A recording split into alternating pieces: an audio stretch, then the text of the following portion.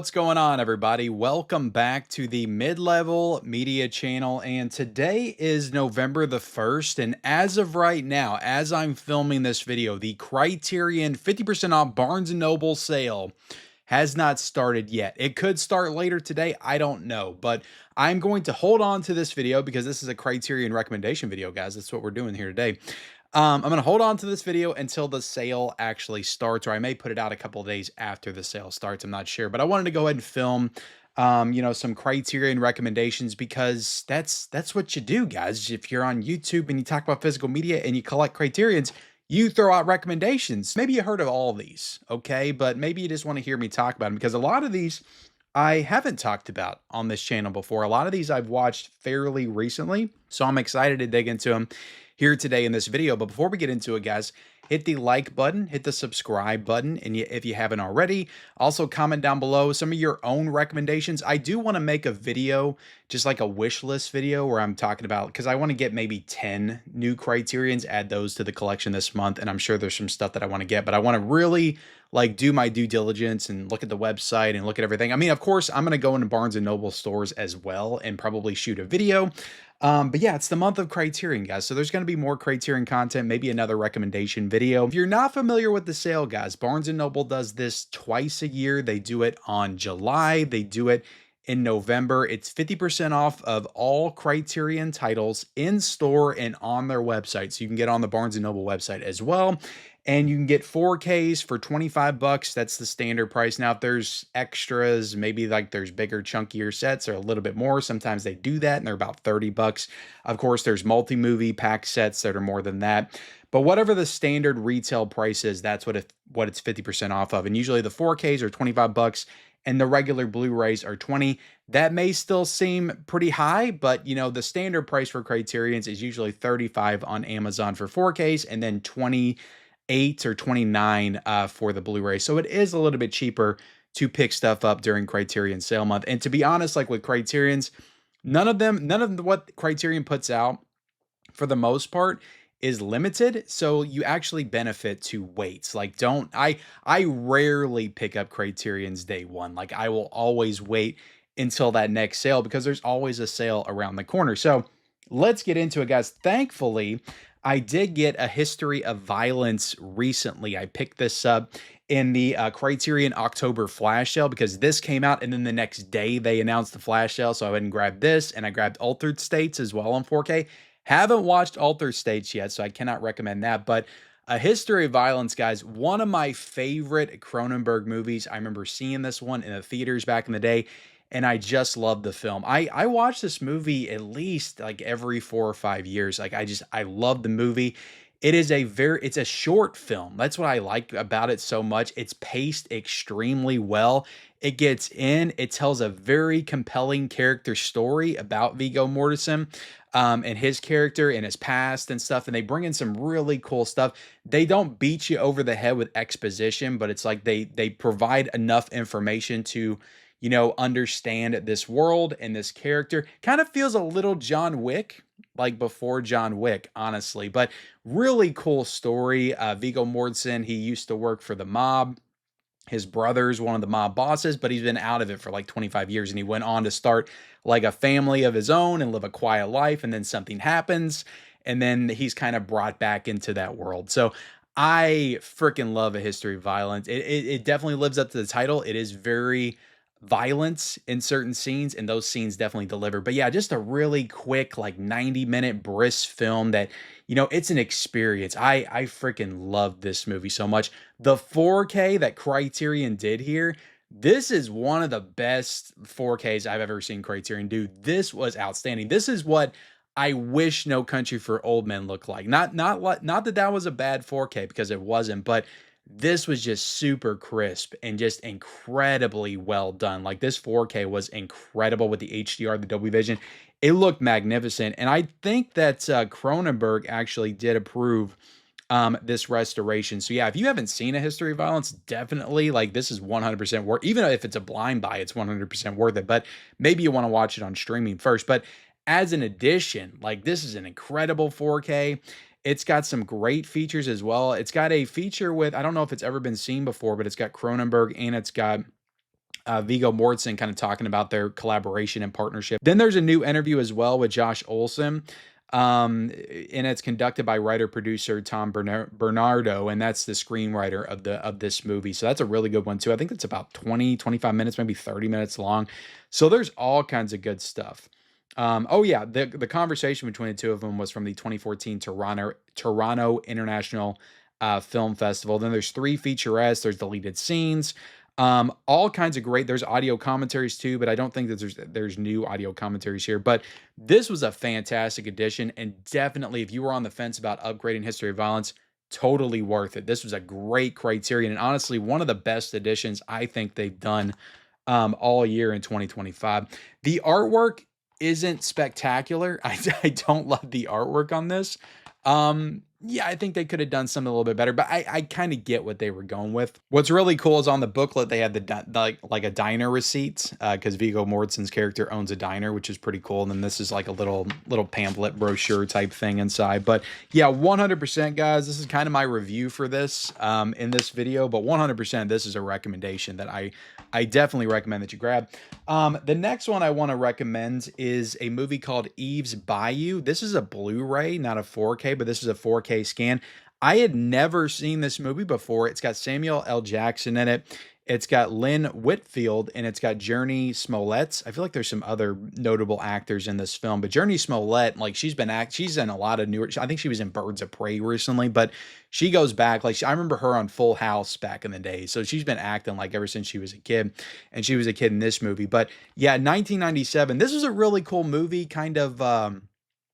Gothic, like Southern Gothic horror influence, nice mystery thriller. They set up, the characters and the mystery, like right from the beginning, and they just kind of take you through the events of the film. Like they pretty much tell you like where things end up, and then they kind of go back and explain how things got there. So I enjoyed it. It's definitely a character piece for sure. A lot of like, dramatic, but it definitely like invokes those 90s movies feels. I know there's just a certain feel to like the films of the 90s. So it does feel a little bit dated in that way, but also I just kind of enjoy that time period of movies. Just kind of over dramatized. And almost again, it just feels like of its era, but in a good way. It's got great set design, it's got great costumes because it's a period piece film as well. And just a really cool story that introduces some, supernatural kind of elements that they don't fully, I feel like, pay off by the end of it. But it's an interesting film, and this is a great addition. It's got some really good special features as well. And I do recommend Eve's Bayou if you haven't seen it. And you'll be able to get this on, Blu-ray for $20. So I didn't want to just recommend 4Ks. I wanted to throw in some Blu-rays as well. And this is a really good addition. And I don't see, maybe they'll upgrade this to 4K, maybe, but I don't see them doing it. And this is a beautiful 4K restoration on a Blu-ray. Next up, just watched this recently. It was on my list of 31 horror movies to watch, which I completely failed at. I'll probably do a video on that at some point. But Carnival of Souls, I did check this one out recently, and really great cover art on this. I enjoyed this, but to be honest, I feel like this one had an incredible amount of hype to it. It didn't completely deliver on that, but if you go into this with kind of lower expectations, don't go into it thinking it's like the all-time classic horror film. It is a really kind of creepy, suspenseful, atmospheric horror film that, like, I don't know, it has some really surreal, creepy imagery throughout. Like, if you just show like images of this, like still images of this film, like it could give you nightmares, like some of the stuff that they show in this movie. Lots of ambient sounds and noises. It does feel like you're almost having an out-of-body experience when you watch this movie. I'll compare it to Eraserhead, and this one was before Eraserhead, so I think that David Lynch actually took a lot of inspiration from this movie, but this was an extremely low-budget film that when it came out, nobody really saw it, and it kind of gained momentum and steam and popularity over time. But yeah, Carnival of Souls, it's cool that a movie like this got made back in the 60s. Guys, I imagine that people that went to go see this, they didn't know what the hell they were watching, because some of the imagery in this film is just like out of reality. So I don't know. Carnival, it was good though. I enjoyed this one quite a bit. And this was also a 4K scan on a Blu-ray, and it's a black and white film, and it was gorgeous. I don't know, like, that's the reason, guys, like, if this came out on 4K from Criterion, I probably wouldn't upgrade it unless they added a bunch of new features or something, if it's new packaging or something like that, because a lot of the Criterion Blu-rays look amazing, and a lot of them still look amazing. So it's like I feel no reason to upgrade. And if they came out with a 4K of Carnival of Souls, I wouldn't even bother upgrading it because this, I mean, I know black and white can always look better with the HDR Dolby Vision, but you know, who's to say they would even add that, because Criterion doesn't always add that. But the actual, like, the quality of this was outstanding. Next up, guys, this is one that I have recommended before, but this is the first time I've gotten the opportunity to recommend this physically, and that is this movie called Detour. And this is from 1941, I believe, and it's directed by Edgar G. Ulmer. So I was in a real, like, film noir mood, I think, a couple of years ago, and I seeked this one out on Tubi and watched it, and it kind of blew me away. First off, very short movie. As I get older, guys, I enjoy my short movies. You get in, you give me a great story, and you get out. That's what this movie does. I mean, it's a man on the road. There's a dead body involved. There's also a woman, a femme fatale, who's incredibly vicious in her character in this movie. That's awesome. And he's got to figure out how to not be connected to this dead body, to not be accused of murder. And it's a really good mystery suspense thriller that's on the road, and there's tons of great twists and turns. And I really enjoy this film. So I got the Blu-ray of this, I think, in the last sale.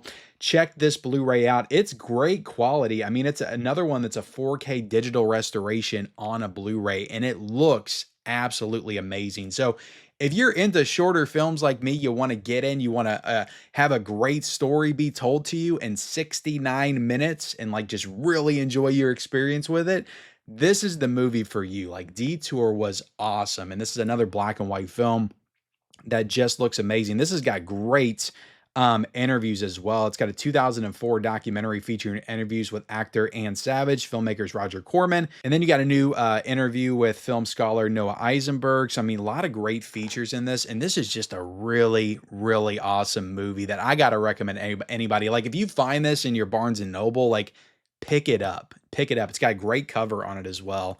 So I definitely recommend Detour. You will definitely enjoy your experience with that one. Next one I recommend is a Sean Baker film, and I was not a huge fan of his newer film, Honora. I still had not grabbed that on 4K, but this one came out recently as well. This is a Takeout from 2004, one of his really early films, if not his first film. I actually think he co-directed this one. I don't think he full-on directed it. And this one's just about a Chinese immigrant that's trying to live his life in America. He's a takeout delivery driver, and he's trying to overcome obstacles while getting money. It's a really good movie, just kind of a day in the life kind of movie. And there's moments in the movie that you're like, damn it, like, you just want to see him succeed. And then, like, every obstacle is being thrown at him. Like, there's a moment in this movie that, like, you watch it and, like, I just got really pissed off. I'm like, I can't believe they did that to this character. Like, why did they have to do that? But it's a really, like, raw, just it's almost shot like documentary style, like just the way that Sean Baker kind of pulls back, and it's almost like he's shooting this guy in his real life. Like, the way it feels very documentary, very like reality TV almost. And this was back in 2004. So the filmmaking style is very raw. It's very gritty. I mean, this movie's on Blu-ray, but I mean, the Blu-ray probably looks better than it would look if it was on DVD, but I don't know if this is the kind of movie that really necessitates a Blu-ray, but it is on Blu-ray. And this has got some really good features on it as well. And honestly, like, by the time I got to the end of it, I don't know, it might be one of the better Sean Baker films, honestly. Like, if I was going to rank Sean Baker films, it might be my second favorite. It might be the one after the Florida Project, because you just really endear yourself to this character throughout the movie, and I just really enjoyed it. So Takeout, I definitely recommend on Blu-ray. Next up, I'm going to recommend Drive My Car, and I think this was a 2021 Blu-ray release. I thought that this was a 4K, but it is not. This is a Blu-ray. They never did this one in 4K. I don't know if they'll do this one in 4K, but this is actually a Best Picture nominated film. And I know I've been talking about how I like my short films. Takeout was also short. This was like 80 minutes. This is a 3-hour long movie. I'm okay with a 3-hour long movie as long as you tell me a good story. You take me on a journey, and this movie does that. It is a very character-focused story about this actor. that under these like certain stipulations with this school that he goes to because he's teaching acting, he cannot drive his own car. He cannot escort himself. So he has to get a driver, this girl, to drive him along. And it's all about like they both have past traumas and they're both kind of connecting under these circumstances, dealing with their past traumas together. So it's a really good movie, though, with some great performances. It's directed by somebody named Ryusuke Hamaguchi. And I'm getting ready to talk about another one of his films here in a second, but really good movie. I enjoyed this one quite a bit. Like I said, 3 hours, but it flies by. Like, and I love how the beginning, the way they set things up, is not how it continues on. Like after the first 20 minutes, like something really big happens in the first 20 minutes, and it kind of changes the trajectory of the film. But I really enjoy this one, and I would highly recommend it. It's totally worth your time at 3 hours, and there's a lot of good features in here as well. And it's a really great Blu-ray. I mean, it's a newer film. It looks spectacular on Blu-ray. So next up, from the same director, Ryusuke Hamaguchi, is Evil Does Not Exist. Now, this is not a Criterion proper title. This is part of their Janus Contemporaries line. This movie blew me away, and it's a shorter film. It's about an hour and 40 minutes. And it's a movie that's very simple. Like it's just about this glamping company that comes in and they want to set up this like glamping like glamorous camping. That's what it is. I wasn't even really all that familiar with that before this movie. And they're coming into this Japanese village and trying to set this up. Now, this is a very old school Japanese village. They're still living off of creek water and things like that. And they're very into like keeping their environment pure. So this is definitely a commentary on the environment, but the twist that it kind of takes towards the end kind of puts a spin on that, a very unexpected spin that I've never really seen done before. And the messaging and the themes, like when you get to the final 10 minutes of this film, really make you think in a way that I don't think a lot of people think, and I don't think a lot of people really like to entertain these thoughts at all. But it's a good one. It's a good, like I got done watching this, I'm like, what the hell just happened? Like what was that?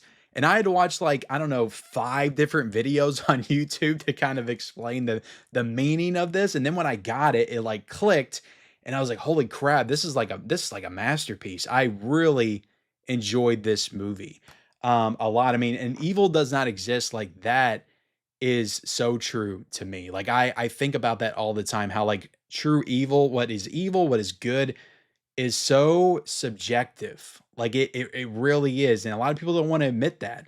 But it kind of is. And this movie really kind of opens that up and explores that. And I freaking love the film.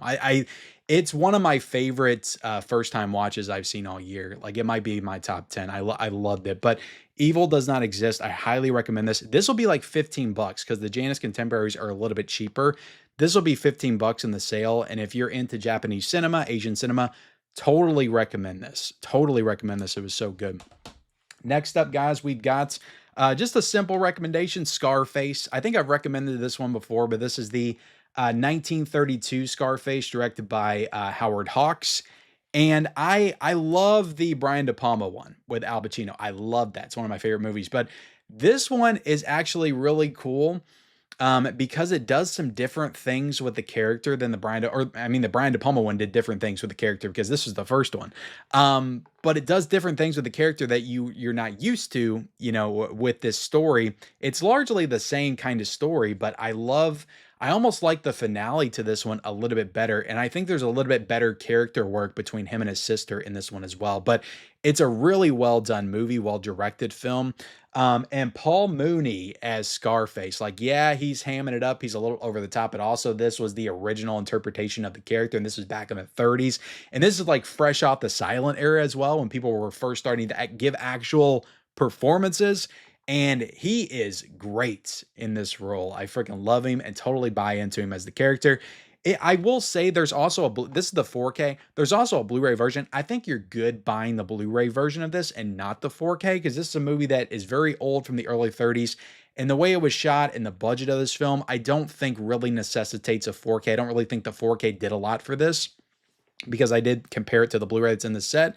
But if you're just somebody that just because you have to have the 4K, go ahead and get the 4K. It'll be 25 bucks. If you want to save a little bit of money, you can get this for 20 bucks. But the reason I really always recommend this is because there's a great feature on here with Bill Hader and also Megan Abbott, and it's like 42 minutes, and they're kind of just talking about the old Scarface and how and just kind of comparing it to the newer one, the Brian De Palma one, and how they like the older one better, and just kind of basically highlighting all the attributes of the older one versus the newer one and all the things the older one does right. But it's a great conversation. Spectacular conversation is one of my favorite features last year. So I definitely recommend Scarface on 4K from the Criterion Collection.